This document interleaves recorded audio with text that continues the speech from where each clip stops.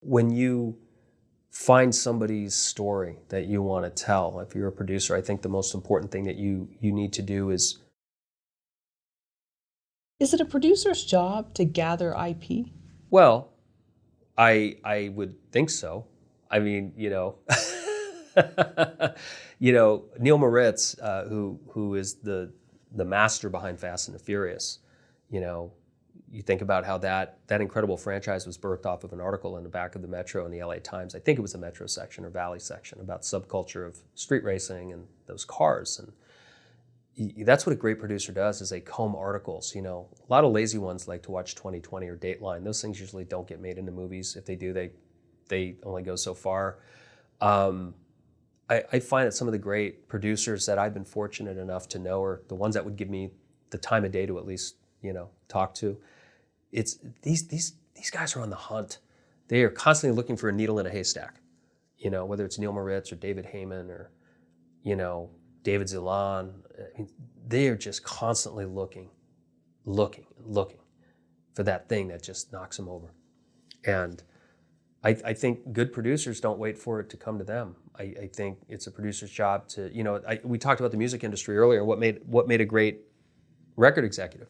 It was the ones that went to the nightclubs, the Roxy, the Whiskey, and the Gazaris at 2:00, on a Monday night, and watch that headlining band on a Monday or a Tuesday. That's where bands like Van Halen were found. And I know their history, but I'm just saying that they were signed off of a really crappy attended night on the Strip on a weeknight. And I think producers need to be more proactive. I think we have gotten to the point where we are so used to everything being at our fingertips. We can research everything. Instant gratification. And I think the days, I remember when I knew Neil Moritz years ago, long before we did Gridiron Gang together. I never saw Neil without scripts. Every time you saw Neil, he had scripts. He was always reading. That guy was just constantly, he was a sponge for content. And, it paid off. Look at the career he's had.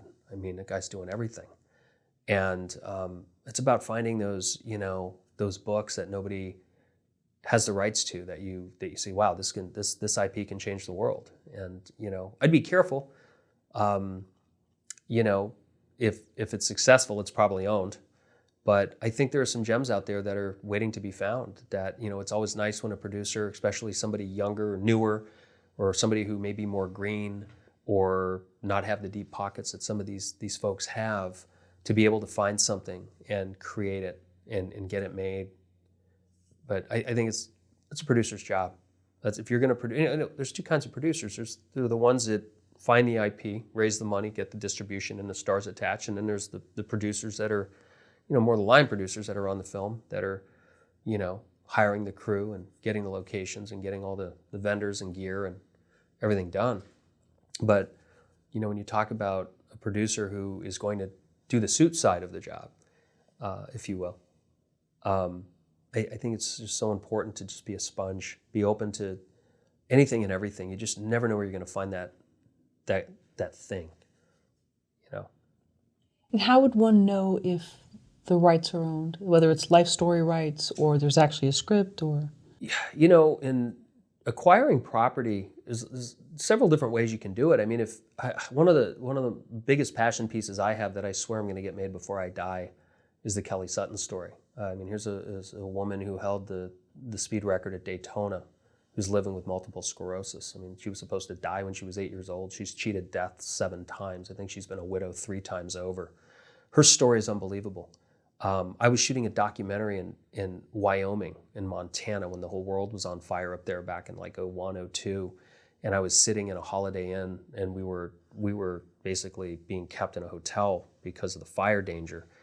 And I had nothing to do. The TVs were out, the electricity was out, and I went into the lobby of the hotel and I found this Sports Illustrated. And there was a tiny little sub-article. You could read through the magazines and they've sometimes got a little sub-something on the side. And it said, she'll stop at nothing. That was the name of the article, and it was about Kelly Girl Sutton. And it was 4 paragraphs long. It was the most incredible piece I'd ever read. I got home, I reached out to the family, to NASCAR. I found her. The internet wasn't as amazing back then. Was able to find her, talk to her parents, got in touch with Kelly flew out to a race, watched her race, a NASCAR event, and such a wonderful human being. And one of the most delightful business relationships I've had. You know, I feel like we've failed. We haven't gotten the film made yet. We came very close a couple times. Had a green light at a network that an agent was good enough to ruin. Agents are good at that. But that, when you find somebody's story that you want to tell, if you're a producer, I think the most important thing that you need to do is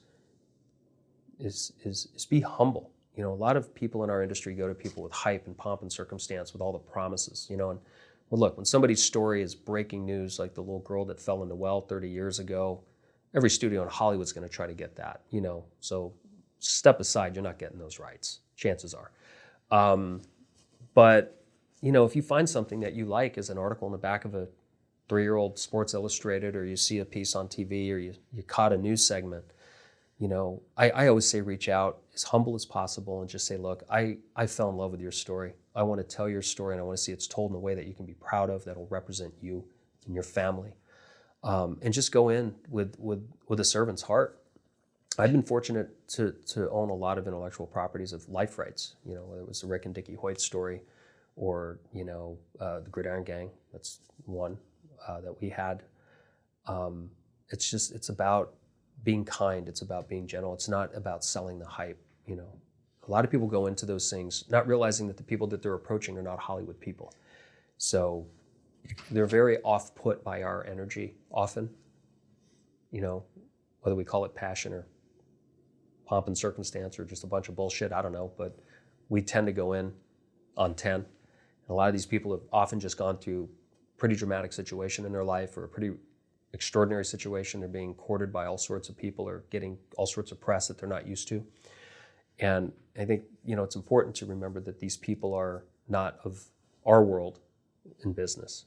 There are ways to try to penetrate their world and not be, you know, intrusive.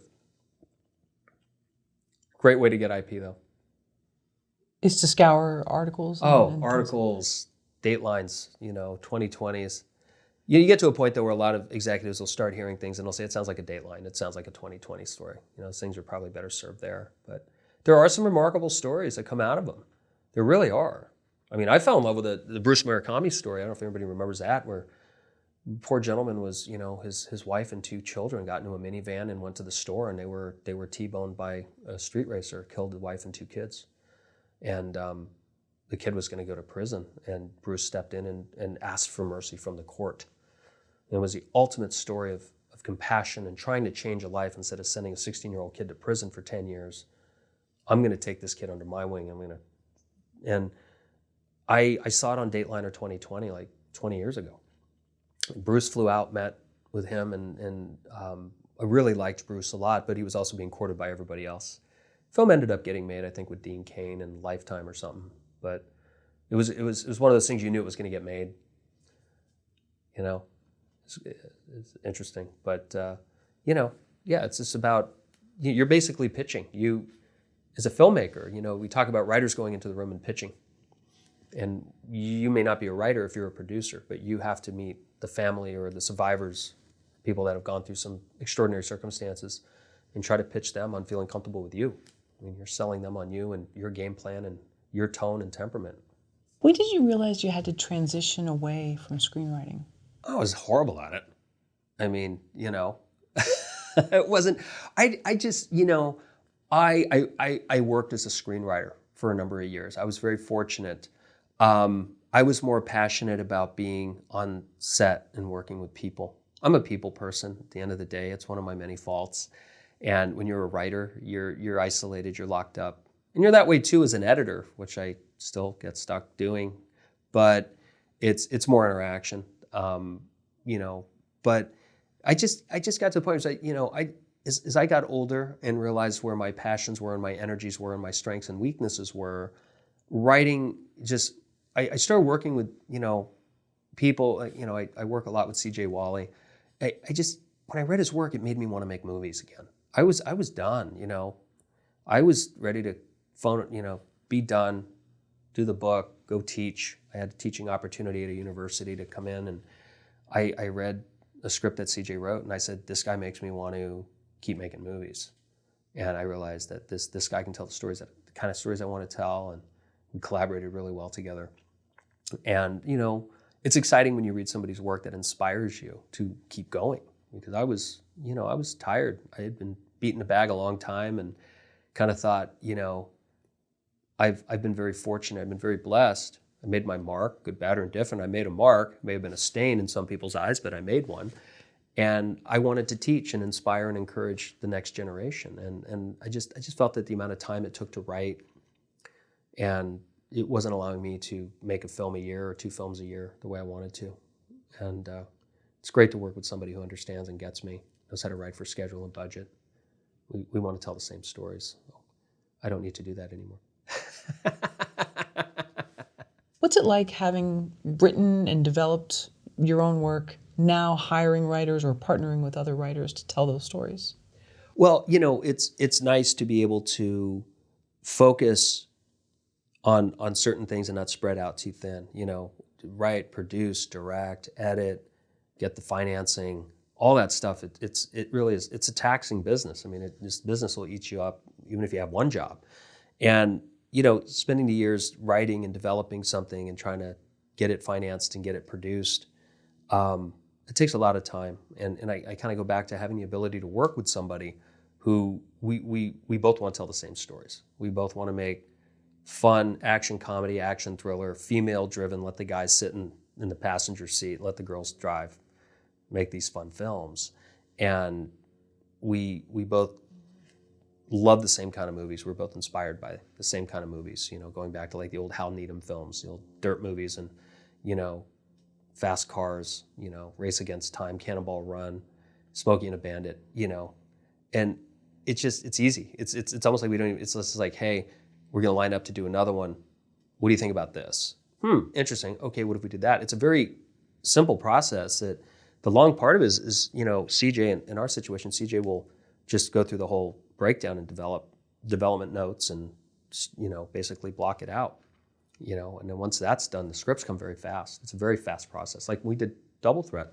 That was created in mid-September. We were shooting that by October 15th. I mean, we had a script in 6 days. We all knew the story we wanted to tell. It was just about going out and rolling the dice during COVID and doing it. And as I said earlier, it was the most fun I've ever had making a movie. I hope that translates on the screen. We had a lot of fun.